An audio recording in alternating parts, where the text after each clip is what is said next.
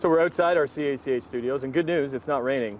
The bad news, it's a wee bit chilly, but we're still getting through it. Great to have automotive journalist back on the show, Petrina Gentile, and we brought 4 cars today, all electric vehicles, fully electric vehicles. And the timing on this is interesting because just last week, the provincial and federal government made the announcements.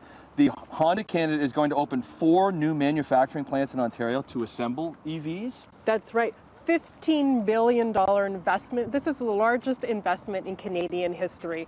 So this is great news, not only for the auto industry, but for the Canadian economy.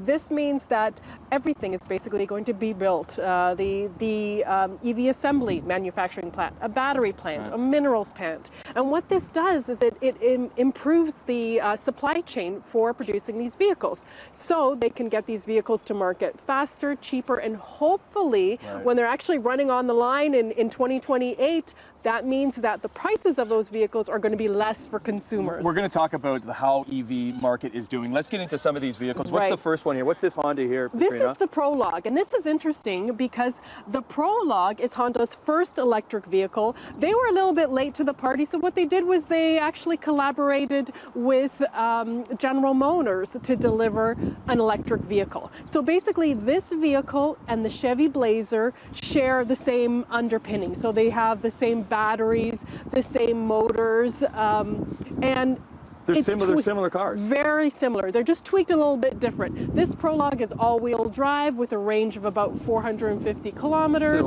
whereas the Blazer you can get with front-wheel drive, all-wheel drive, rear-wheel drive, 2 different battery sizes, like the red in it, and a range of 515 kilometers. Range, okay, so range 515, price?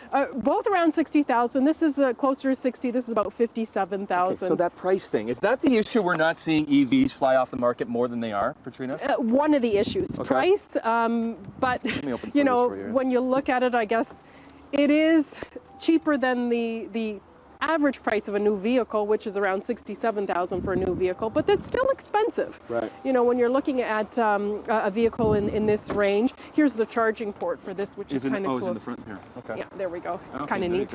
Nice. It's always good too, like we're so lucky here. I've been an EV owner for the past 4.5 years, and when your employer does have chargers for you here, it makes a difference. It's always nice. Price, the lack of infrastructure is still an issue, so lots to go by to improve it. This one is what? Oh, this is just the simplicity in here is something. What's exactly. This is a Volvo EX30. It is Volvo's cheapest, fastest, and smallest electric vehicle, and it steals a page from Tesla. All these electric vehicles are following in Tesla's footsteps. So you can see one big screen. On the doors, there are no adjustments for the doors or the windows. That's in the center. Everything else you access through the center screen. So even changing the side view mirrors or opening the glove box, you have to go through the screen. So it can be a little bit frustrating. You have to really know to get used to it. Exactly. Okay. We got just over a minute. Let's get to this last one because there's been multiple people on the show that have come out and said, what is this one? Yes, this is a Kia EV9, and this is a 3-row electric SUV. You don't see a lot of these in the price range around 60,000. Most of the manufacturers that have those electric vehicles with 3 rows, you're looking at over 100,000 for a Tesla or a Mercedes-Benz. So this is actually quite affordable compared to what else is out there. You want to come by here?